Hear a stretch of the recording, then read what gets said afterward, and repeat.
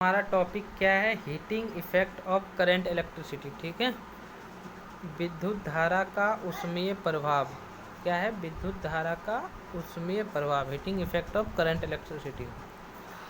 तो जब किसी चालक से इलेक्ट्रिसिटी फ्लो करता है, ठीक है, जब कोई वायर से करंट फ्लो किया जाता है तो उसमें क्या होता है? चालक गर्म हो जाता है। गर्म क्यों होता है? क्योंकि चालक के बीच में कुछ ना कुछ रेजिस्टेंस होगा। हर चालक का कुछ ना कुछ तो रेजिस्टेंस होगा, और वो रेजिस्टेंस क्या करेगा? करंट को फ्लो होने में अपोज करेगा, ठीक है, बाधा देगा। जिसके कारण क्या होगा कि करंट जो है उस रेजिस्टेंस के खिलाफ, ठीक है, अगेंस्ट द रेजिस्टेंस कुछ वर्क डन करना पड़ेगा, ठीक है। और हम लोग जानते हैं कि वर्क डन करते तो क्या होता है? हीट जनरेट होता है, ठीक है। वर्क डन करते तो क्या होता है? हीट जनरेट होता है। तो इसी कारण क्या होता है? चालक गर्म हो जाता है। और यही हमको डील करना है कि heating effect of current electricity में। टॉपिक क्या है मेरा? Heating effect of current electricity, विद्युत धारा का ऊष्मीय प्रभाव। देखते, जब किसी चालक से विद्युत धारा प्रवाहित की जाती है, सेम चीज़ बोला है, तो चालक में विद्युत ऊर्जा उष्मा के रूप में प्रकट हो जाती है, ठीक है। जो इलेक्ट्रिकल एनर्जी है वो हीट एनर्जी के रूप में उत्पन्न होता है, ठीक है, जिससे चालक क्या हो जाता है? गर्म हो जाता है। धारा का यह प्रभाव धारा का ऊष्मीय प्रभाव कहलाता है, ठीक है। विद्युत धारा का यह प्रभाव को ही heating effect of current electricity कहते हैं, ठीक है।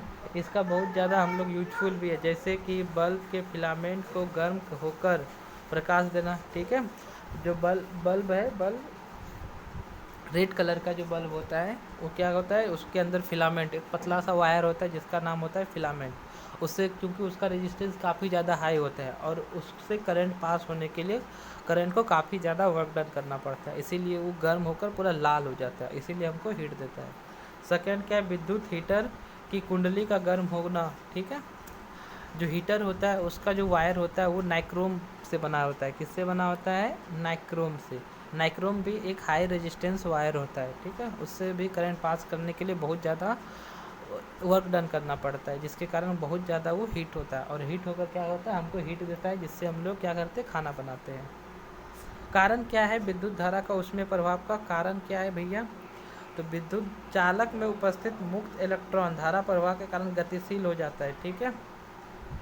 जो चालक में जो इलेक्ट्रॉन होता है वो क्या होता है? फ्री होता है। फ्री इलेक्ट्रॉन जैसे ही वो किसी बैटरी के कनेक्ट में आता है तो वो क्या हो जाता है? गतिशील हो जाता है, मोशन में हो जाता है, जो कि क्या होता है? लो पोटेंशियल से हाई पोटेंशियल की ओर गतिशील रहता है, ठीक है। हम लोग पहले भी पढ़ चुके हैं, इलेक्ट्रॉन का जो मूवमेंट होता है वो लो पोटेंशियल से हाई पोटेंशियल की ओर होता है, जबकि करंट का जो मूवमेंट होता है वो हाई पोटेंशियल से लो पोटेंशियल की ओर होता है, ठीक है।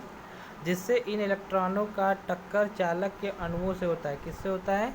चालक के अणुओं से होता है। जैसे ही वो क्या करेगा? मूव करना शुरू करेगा, तो कंडक्टर का जो भी एटम्स या मॉलिक्यूल जो होगा उससे क्या होगा? उसका कोलिजन होगा, टकराएगा वो, जिससे क्या होगा? अणुओं की गतिज ऊर्जा बढ़ जाती है और ऊष्मा क्या हो जाती है? उत्पन्न हो जाती है, ठीक है।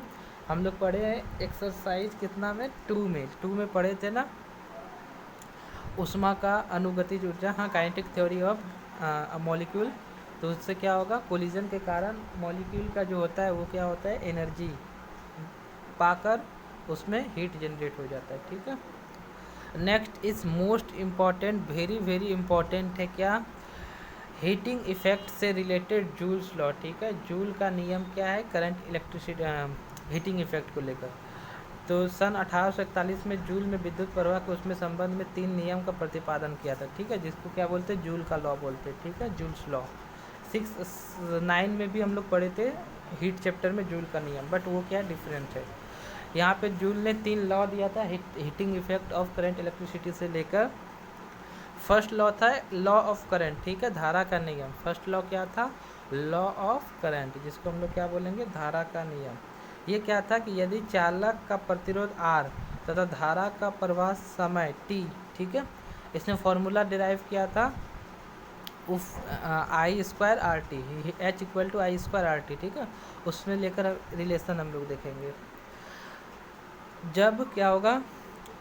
धारा का प्रतिरोध रेजिस्टेंस R तथा विद्युत प्रवाह का समय टाइम कांस्टेंट हो, तो चालक में उत्पन्न ऊष्मा हीट जो होगा उसमें प्रवाहित धारा के वर्ग के समानुपाती होगा, ठीक है। Heat is directly proportional to I², ठीक। मतलब अगर करंट का मान आई गुना बढ़ाएंगे तो हीट का मान क्या होगा, रूट टाइम्स कम हो जाएगा, बढ़ जाएगा, ठीक है। या हीट का मान अगर 2 कैलोरी बढ़ाते बढ़ता है अगर हीट, तो करंट का मान जो होगा 4 बढ़ जाएगा, ठीक है। अगर हम लोग करंट को 16 गुना करते हैं तो हीट क्या हो जाएगा, 4 गुना बढ़ेगा, ठीक है। ये धारा का नियम है, ठीक है। क्या नियम है कि यदि रेजिस्टेंस और टाइम कांस्टेंट किया जाए तो चालक में हीट जो उत्पन्न होगा वो उसमें प्रवाहित विद्युत धारा के वर्ग के समानुपाती होगा। नेक्स्ट हम लोग देखेंगे, अर्थात इसी बात को हम लोग क्या बोल सकते हैं, इसी बात को बोल सकते हैं H is directly proportional to I square. कब, यदि आर तथा टी कांस्टेंट हो। सेकंड के लॉ क्या था, सेकंड था प्रतिरोध का नियम, जिसको लॉ ऑफ रेजिस्टेंस बोलेंगे। या तो ये, यदि चालक में प्रवाहित विद्युत धारा आई तथा धारा का समय, ठीक है, टाइम कांस्टेंट हो।